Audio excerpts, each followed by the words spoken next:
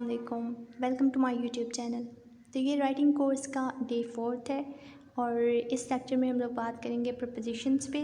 इससे previous video में हमने बात की थी एडवर्ब, कंजंक्शन और इंटरजेक्शन पे। फर्स्ट ऑफ ऑल हम लोग देखते हैं what's a preposition. A preposition is a word or group of words that shows the relationship of a noun or pronoun to some other word in a sentence। कि एक sentence में एक noun या फिर प्रोनाउन का relationship किसी दूसरे word के साथ एक्सप्लेन करने के लिए हम लोग प्रपोजिशंस का यूज़ करते हैं। तो यहाँ पे प्रपोजिशंस की 3 टाइप्स हैं, preposition of place, preposition of time and preposition of direction. But यहाँ पे हम लोग प्रपोजिशंस ऑफ प्लेस को डिस्कस करेंगे क्योंकि ये बहुत ज़्यादा इम्पोर्टेंट है। और इसके बाद हम लोग कुछ प्रपोजिशंस का आपस में डिफरेंस देखेंगे कि किस जगह पे कौन सी प्रपोजिशन को यूज़ करना चाहिए क्योंकि ये ज़्यादा इम्पोर्टेंट है। तो प्रपोजिशन ऑफ प्लेस में 3 प्रपोजिशंस है हमारे पास, एक है एट, दूसरी इन और तीसरी प्रपोजिशन है ऑन। अब हम लोग देखेंगे कि किन किन सूरत हाल में हम लोग इन प्रपोजिशंस का यूज़ करते हैं।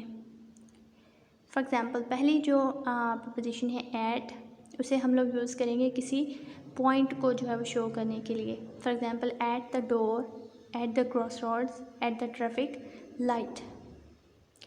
इसी तरह से हम लोग at bottom, at the end of something, at the top of something, इस तरह के वर्ड्स को स्पीक करने के लिए भी हम लोग प्रपोजिशन एट का यूज़ करते हैं। Eight the top of the stairs, at the bottom of the page, eight the end of the street.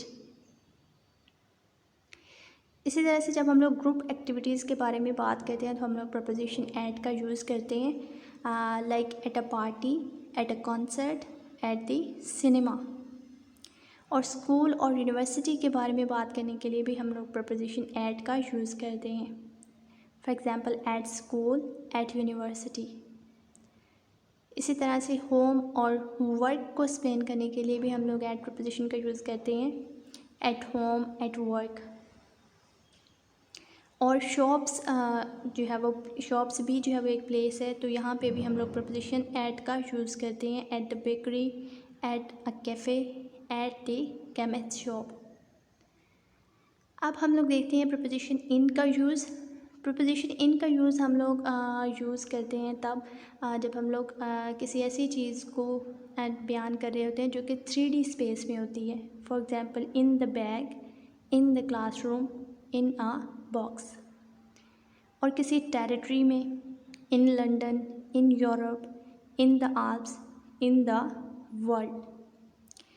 और हम लोग जो है वो कार या फिर वैन में मौजूद लोकेशन को बयान करने के लिए भी इन प्रपोजिशन का यूज़ करते हैं, in the car, in a van. और वाटर में भी जो है वो चीज़ों की लोकेशन को एक्सप्लेन करने के लिए हम लोग प्रपोजिशन इन का यूज़ करते हैं, in the sea, in a river, etcetera. इसी तरह से प्रिंटेड मटेरियल्स पर भी हम लोग इन का यूज़ करते हैं, in a book, in a picture, in a newspaper.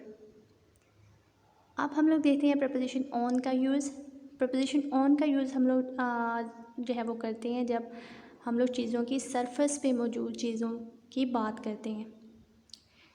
For example on the table, on the carpet, on the roof. और अगर कोई चीज़ फ्लोर पे पड़ी हुई है फिर भी हम लोग प्रपोजिशन ऑन का यूज़ करते हैं, on the first floor, on the second floor, on the fifth floor. Right और लेफ़्ट के बारे में बात करने के लिए भी हम लोग प्रपोजिशन ऑन का यूज़ करते हैं, on the right, on the left. Public transport पर भी जो है वो लोकेशन को हम लोग ऑन से जो है वो रिप्रेजेंट करते हैं, on the bus, on the train, on a plane.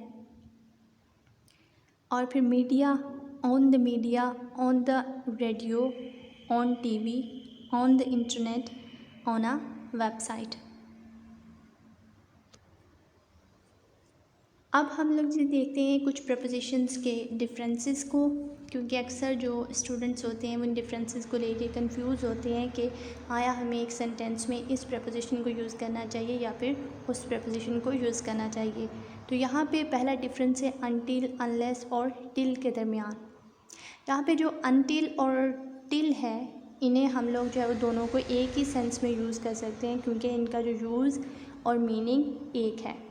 Until को हम लोग यूज़ करते हैं किसी भी टाइम लिमिट को जो है वो एक्सप्लेन करने के लिए। The word until means till the time or before and up to a particular time or event, and it is always used in the context of time.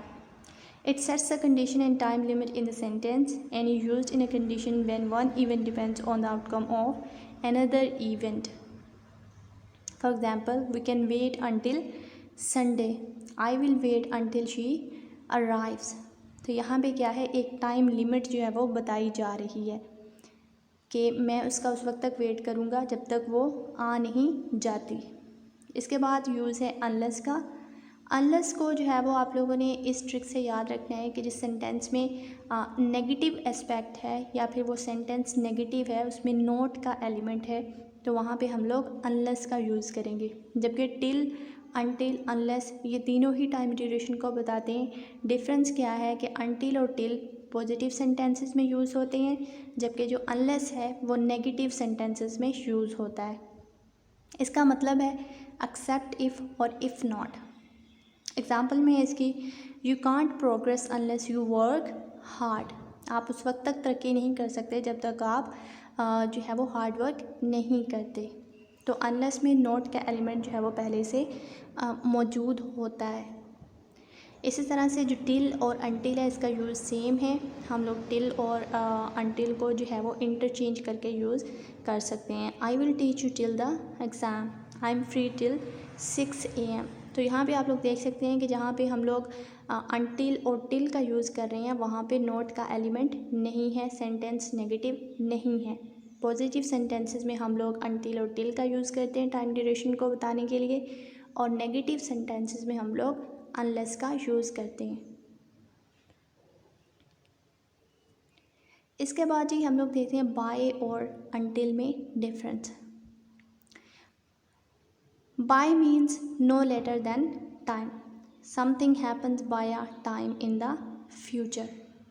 मतलब फ्यूचर में होने वाली किसी एक्टिविटी को एक्सप्लेन करने के लिए हम लोग क्या यूज़ करते हैं, बाय का यूज़ करते हैं. Please send me the report by Saturday.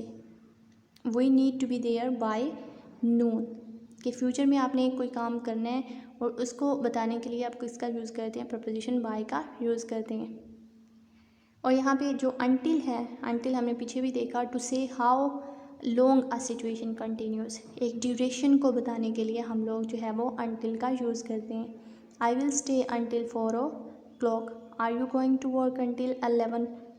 तो यहाँ पे क्या है कि ये बताया जाता है कि एक सिचुएशन जो है कितने अरसे तक रहती है. अगर आप लोग पिछली एग्जाम्पल में देखें, please send me the report by Saturday. यहाँ पे कोई सिचुएशन का जिक्र नहीं हो रहा है कि कितनी देर तक किसी सिचुएशन ने जो है वो एग्जिस्ट करना है. सिर्फ और सिर्फ जो है वो एक टाइम बताया जा रहा है फ्यूचर का जब वो काम होना है.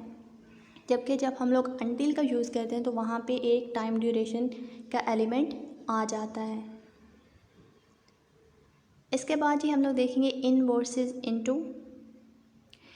इन हम लोग यूज़ करते हैं जब कोई भी एक्शन परफॉर्म नहीं हो रहा होता, जबकि इनटू हम लोग यूज़ करते हैं जब कोई ना कोई एक्शन परफॉर्म हो रहा होता है. For example, I walked into the room. तो यहाँ पे वो वॉक करके गया है, तो यहाँ पे एक्शन हुआ है, इस वजह से हमने क्या यूज़ किया है, into. I am sitting in the room. तो यहाँ पे कोई भी जो है वो फंक्शन परफॉर्म नहीं हो रहा, कोई एक्शन परफॉर्म नहीं हो रहा, अब वो ऑलरेडी रूम में है, तो इस वजह से हम लोग क्या यूज़ करेंगे, इन का यूज़ करेंगे. इसी तरह से डिफरेंस है ऑन टू और ऑन में, कि अगर कोई एक्शन परफॉर्म हो रहा है तो हम लोग ऑन टू यूज़ करेंगे, और अगर कोई एक्शन परफॉर्म नहीं हो रहा तो हम लोग ऑन का यूज़ करेंगे. For example, I climbed on to the roof. The pen is on the table. अब जी हम लोग देखते हैं difference between to versus for. तो टू का यूज़ हम लोग किन किन केसेस में करते हैं. सबसे पहले हम लोग डेस्टिनेशन को डिस्क्राइब करने के लिए टू का यूज़ करते हैं, like we are going to Paris. इसी तरह से टाइम को बताने के लिए हम लोग टू का यूज़ करते हैं, इट्स 1:45. एंड डिस्टेंस को जो है वो डिस्क्राइब करने के लिए हम लोग प्रपोजिशन टू का यूज़ करते हैं, it's about 10 miles from my house to the university. अब हम लोग देखते हैं फॉर का यूज़। फॉर का यूज़ हम लोग करते हैं जब हमने बेनिफिट्स के बारे में बात करनी होती है। Yogurt is good for your digestion. और पीरियड ऑफ टाइम को बताने के लिए भी हम लोग फॉर का यूज़ करते हैं। We have lived here for 2 years। और फिर स्केड्यूल को बताने के लिए जो है वो हम लोग फॉर का यूज़ करते हैं। I made an appointment for May 3। और किसी से अग्री करने के लिए भी हम लोग जो है वो फॉर का यूज़ करते हैं। आर यू फॉर और against the development of something. तो यहाँ तक जी हमने देखा कि प्रपोजिशंस का हम लोग किस तरह से यूज़ करते हैं और डिफरेंट प्रपोजिशंस का हमने जो है वो डिफरेंस देखा, ताकि हमें इस कंसेप्ट को जो है वो क्लियर करने में मदद मिले कि हमने कौन सी सिचुएशन में कौन सी प्रपोजिशन का यूज़ करना है। तो इससे अगली वीडियो में हम लोग बात करेंगे आर्टिकल्स पे। Till then take care of your family and don't forget to subscribe my channel so that you get the notifications of my upcoming videos.